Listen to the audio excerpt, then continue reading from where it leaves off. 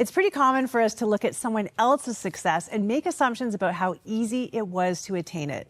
Most of us have no idea of the journey people have taken, but we're going to unpack one story today with multiple Dove Award-winning and Grammy-nominated singer-songwriter Nicole C. Mullen. Welcome. Oh, thank you for having me. It's so great to have you here, and I am a personal fan, so it's a privilege. Oh, you're my little sister. No, I love that. I know. I love that. We are sisters. We had the same mom, but we'll get into that. I know, true. I know. Okay, so you've unpacked your story. It's never wrong to do the right thing. You're really opening up your life to us in a way that I don't think probably has been common for you over these years. Why now? Wow, you know what? It's about me. It's never wrong to do the right thing, but I think even more so, it's about the reader. I think my stories are just windows into other people's lives. Our details might be different, but I think we all know what it's like to hurt.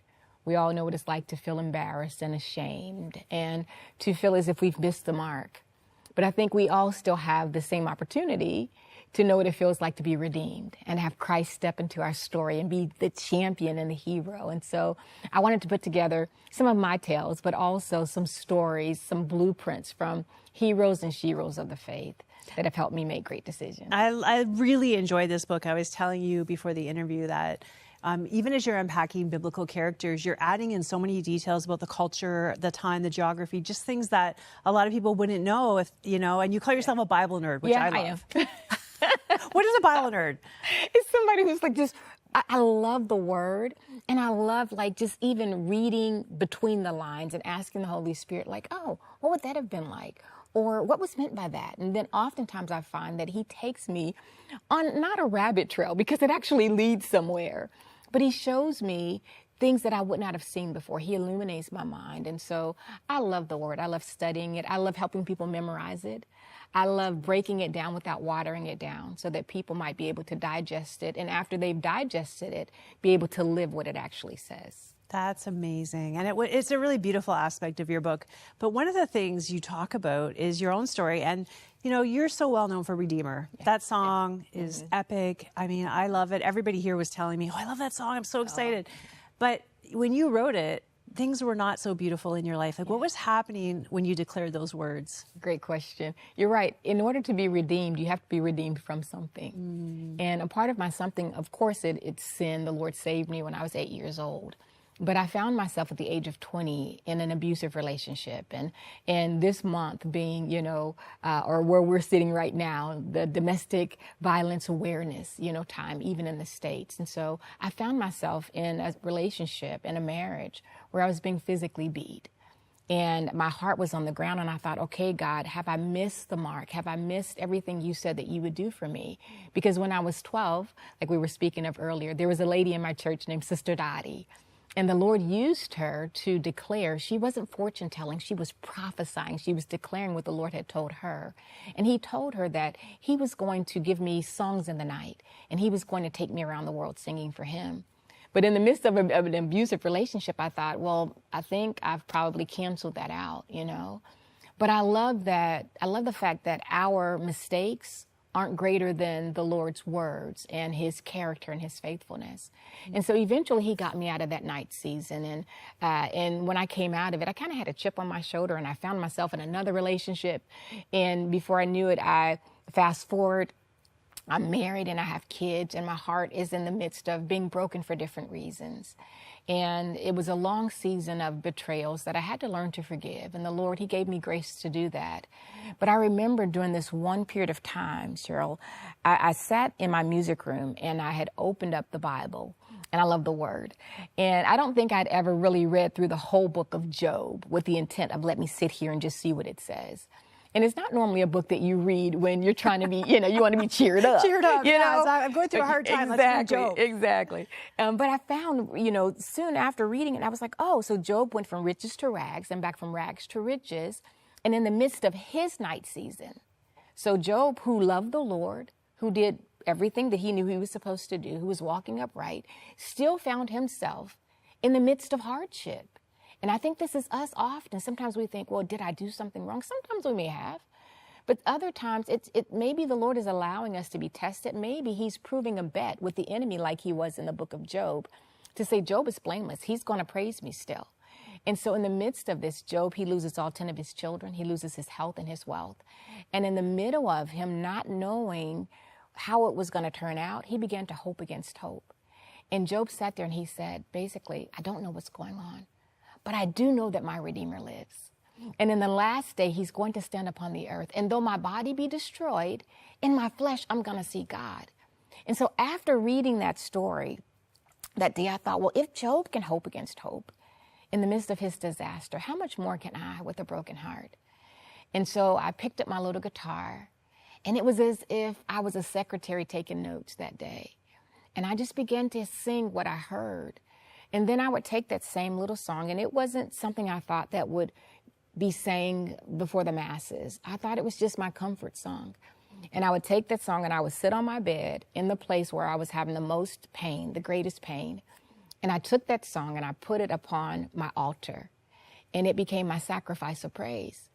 And I began to sing, I know my Redeemer lives, I know. And it became my song of hope. And Christ met me there in the midst of my hardship. And he taught me that he doesn't run away from the night seasons. He's not afraid of the dark. He shines up. He shines in the dark, like he shows up there.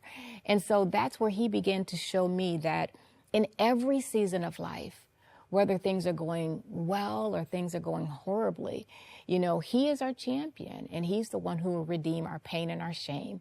And he can take a mess and make it into a masterpiece. Which he has in so many ways. And I think it's so interesting because, Sister Dottie is praying over you when you're young. And she's saying, God's going to give you songs in the night. And you're thinking, I'm going to write songs in the night, maybe after 11 p.m. or something. Yes. But God actually meant like in your night season. It's funny how we think we know what he's saying. And then it's only looking back we realize, oh, he saw these night seasons coming. Absolutely. And he said, I'm going to give you a song. How have you seen him redeem some of those hard seasons in your life now? Wow, I've seen him redeem it in so many ways. And I think part of the thing is, and I think sometimes we think, if I achieve a certain status, if I achieve a certain this or that, then that's my redemption. But I believe the redemption is having Christ in his presence in the midst of every season, because seasons change. People change. People will disappoint. People will pass away. People will, what you feel like is sure today may not be sure tomorrow, but Christ will be. And so for me, he is the Redeemer that sustains me in every season. And I say, I'm a work in progress. Like, I feel like I'm under construction. And I need a hat that says under construction. I think I'm going to make one. We all need that. I'm under the authority of Christ, and so are you, and so should we all. And so, but I'm like, in every season, though, he shows up, whether, like I said, things are going well today, because we might feel like I have a happy ending today. But that happy ending might change tomorrow. Mm-hmm. And is Christ still, is he still the main attraction? Is he still the champion? Is he still the apex of every story? And if so, then really he is Lord of our lives, and he is the Redeemer. And so for me, that's the best thing I can deliver is Christ. And how do you hold on to that relationship and that hope in the good time? Because it's not easy in the good times sometimes too, right? You can become a professional Christian in a sense. Like, absolutely. Keeping that intimacy and that relationship alive is a challenge for every one of us. How have you done that over the years? And it's been interesting because there have been seasons of time where I felt like I don't want to say perfected it, but I've had a certain system and a routine that I had going. And before you know it, you're right. Sometimes we can allow that to become stale because I know how to do church. I know how to do Christianity. I know how to do X, Y, and Z. But I find that the power in the relationship comes from allowing the relationship to be a relationship. And it sounds simple, but it's like, if you and I were besties, I wouldn't have to plan every day. I'm going to call her at such and such time, and I'm going to say these words.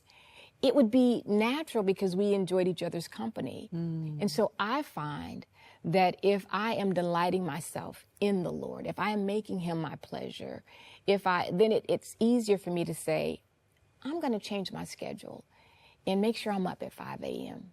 so I can just be in the company of my Lord. And I don't have to enter it by saying, okay, now I'm going to do this. Now I'm going to say that. Sometimes that excitement is maintained from me just sitting there, just being there and being quiet and listening to him speak.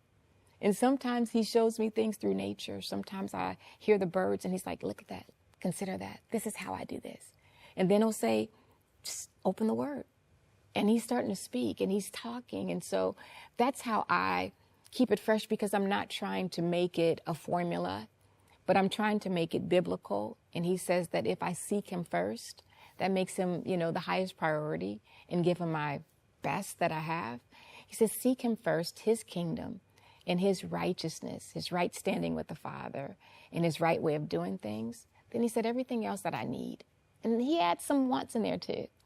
Everything else will be added. That's it. That's what it's all about. And, I think it's so interesting too. And what I love about your story is that even though people were speaking big dreams over you, you never really felt worthy of it. Like most of us do. God sees us in the future. He sees who we'll become, and he's speaking to us in the present of the future. Absolutely. Which always kind of blows our little human minds. Yeah. How did you walk out that journey, even though you experienced domestic violence, even though you experienced heartbreak, so many hard things, you still were able to walk out that calling that he spoke over you as a child? Yeah, the only way I know that I was able to walk and that I continue to walk really is by faith. It really is by faith. It's not by what I see, what I sometimes feel like is the obvious, but it's, Lord, you said it, therefore I may only have a seed of a mustard seed size of faith, but I'm going to hold on to that. And that's enough for my faith to turn into sight. And so that's how I've learned to walk it. I'm like, Lord, you said it. And I don't know all the steps you're going to take. And sometimes, like I've heard a lot lately, oftentimes disruption follows intention. When we intend to do something, then all of a sudden we see disruption. And a lot of times that disruption is a test. We think of it as, sometimes it's just the enemy trying to throw me off. Yeah, sometimes maybe, just like with Job. But oftentimes it's a test of perseverance. Will I continue to hear the word like Jesus tells us, retain what it says, persevere, and from that perseverance, produce what it is that he wants me to produce? And so that's my aim. It's a step of faith every day, but the just shall live by faith. That's right. And that's what I talk about even in the book too. Men and women who have dared to believe God, even in the midst of obstacles, even in the midst of just their greatest hardships.